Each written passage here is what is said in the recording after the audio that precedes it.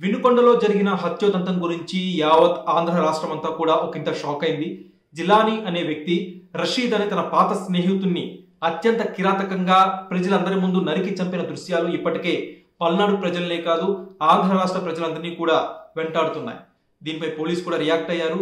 శాంతి భద్రతలకు ఎవరైనా విఘాతం కలిగిస్తే కఠిన చర్యలు తీసుకుంటామని చెప్పి పోలీసు కూడా హెచ్చరించారు. అయితే సోషల్ మీడియాలో చూసినట్టయితే ఈ ఇష్యూపై రాజకీయ రగడ కొనసాగుతుంది. కూటమి నేతలు టీడీపీ ఎస్పెషల్లీ వాళ్ళేమో వైసీపీ వాళ్ళు ఆ చంపిన వ్యక్తి అలానే చంపబడ్డ వ్యక్తి ఇద్దరు కూడా వైసీపీ వాళ్ళని చెప్పి టీడీపీ ఆరోపిస్తుంటే, వైసీపీ ఏమో ఆ జిలానీ అనే వ్యక్తి టీడీపీ వ్యక్తి అని, ఆ టీడీపీ వ్యక్తి వైసీపీ కార్యకర్త అయిన రషీద్ ని అత్యంత కిరాతకంగా రాజకీయ కోణంలోనే ఈ హత్య చేశారని చెప్పి వైసీపీ ఆరోపిస్తుంది. హౌవెవర్ పోలీసులు తెచ్చింది ఏంటంటే దీంట్లో ఎలాంటి రాజకీయ పొలిటికల్ ఇన్వాల్వ్మెంట్ లేదు. ఇది ఖచ్చితంగా కూడా వ్యక్తిగత కారణాలతో జరిగిన హత్యే. రషీద్ అనే వ్యక్తి జిలానీ అనే వ్యక్తి ఇంటి దగ్గరికి వెళ్ళి గతంలో తన బైక్ తగలబెట్టడం, తన ఇంట్లో వాళ్ళని బెదిరించడం చేశాడు. సో అది మనసులో పెట్టుకున్న జిలానీ రషీద్ ని అందరి ముందు కూడా నరికి చంపాడు. సో ఓవరాల్ గా ఇది కాంటెక్స్ట్.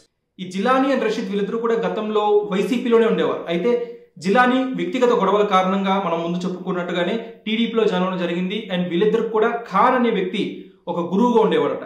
సో వాళ్ళందరి మధ్య ఒక కమ్యూనికేషన్ గ్లిచ్ కారణంగా గొడవలు ఏర్పడి ఇప్పుడు ఇది హత్య దాకా దారి తీసింది.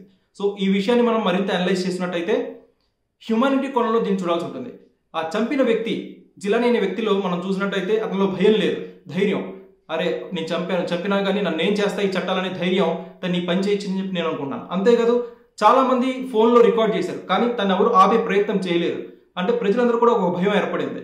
మనం కొంతకాలంగా చూసినట్టయితే తెలుగు స్టేట్స్లో తెలంగాణ, ఏపీలో ఇలాంటి న్యూస్లు రోజు ఏదో ఒకటి వస్తూనే ఉన్నాయి. మనం ప్రతిరోజు ఏదో ఒక హత్య వార్త అనేది రిపోర్ట్ చేస్తూనే ఉన్నారు మీడియా హౌసెస్, అవి చూస్తూనే ఉన్నాం. ఇది ఒక కామన్ న్యూస్గా అయిపోయింది. సో ప్రజలందరూ కూడా ఇలాంటి గొడవలు, ఇలాంటి హత్యలు రోజు ఏదో జరుగుతున్నాయి అని చెప్పి వాళ్ళు కూడా ఒక సాధారణ వార్తలను చూస్తున్నారు. కానీ ఇది సాధారణం కాదు, ఇది చాలా సీరియస్ ఇష్యూ. ఖచ్చితంగా రెండు రాష్ట్రాల మినిస్ట్రీస్, హోమ్ మినిస్ట్రీ ఎస్పెషల్లీ ఇలాంటి విషయాలపై సమగ్ర దర్యాప్తు చేసి వెంటనే శిక్ష పడేలా చేసి అది ప్రజలకు వివరిస్తే ప్రజలు కూడా ఒక భరోసా కల్పించినట్టు అవుతుంది. ఒక సేఫ్ కండిషన్స్ లో అందరం బతుకుతున్నాం, మన పిల్లలు బతుకుతున్నారని చెప్పి ఒక భరోసా వాళ్ళకి ఇచ్చినట్టు అవుతుంది.